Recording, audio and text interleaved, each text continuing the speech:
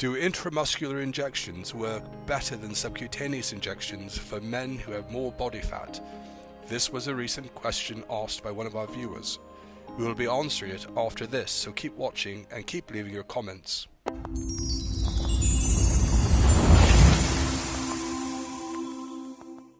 Hi, I'm Mike, the founder of Balance My Hormones, where we help men and women on their journey to optimal hormone balance. If you're new to the channel, please consider subscribing and leaving comments so we can address them at the end of our videos. Today I'm here with Dr.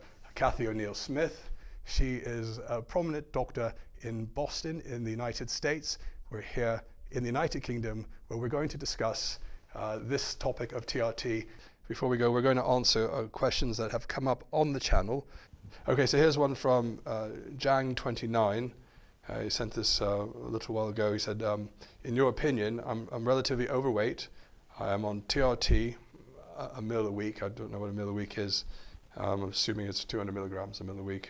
I take HCG Pregnal, 3 mils a week to prevent testicular shrinkage, and one day want to have kids. Is muscular or subcutaneous injections more efficient for fatter men as per your experience with your clients? Now, I know with what we've seen with the subcutaneous injections, it completely throws out the normal pharmacokinetics that you'd expect from an intramuscular injection, and sometimes they're used for people who are needle phobic, but it doesn't really make sense because they're still putting a needle into you, but it's not as long.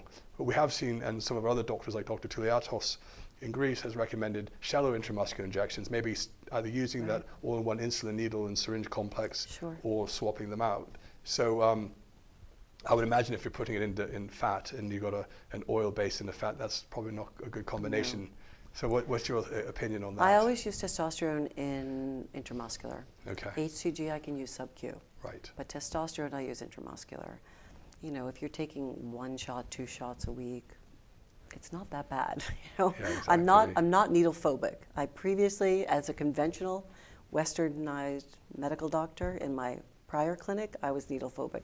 But now, understanding the benefits of what you will get for 1 or 2 needles a week, particularly intramuscular, it's no issue. I always some people use will IM. worry about the scar tissue, and I think, you know, Dr. Chrysler had mentioned this in the past, and he was one of the ones that had proposed doing this so you didn't have as much scar tissue. But you can equally get scar tissue from insulin injections, can't you?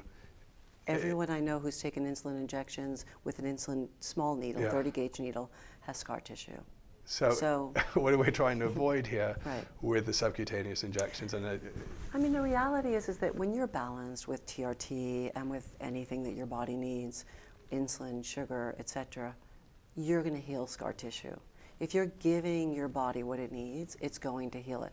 The only thing I would say in terms of, again, if someone's needle phobic to the intramuscular needles, a little bit of something is a whole lot better than a whole lot of nothing. Again, because I always think zero's nothing. It's a zero-sum game. And, you know, 10 or 20 is better than 0. However, once you're used to taking the sub-Q needles, I think you can graduate to the IM needles. Even a shallow intramuscular injection into another area might be just as easy. Because for some men, they're very fearful about turning around and getting it into the upper outer glute. So that could be a good compromise. So, all right. Well, thanks. So those are the 2 questions. As promised, we've answered your questions and that you put in the comments, and feel free to leave more comments and we will address those in our next video. Thanks again, Dr. Smith, for being with us, and we look forward to seeing you next time. Don't forget to subscribe, and thanks again. Thanks for coming. Thank you. Great to be here. Thanks.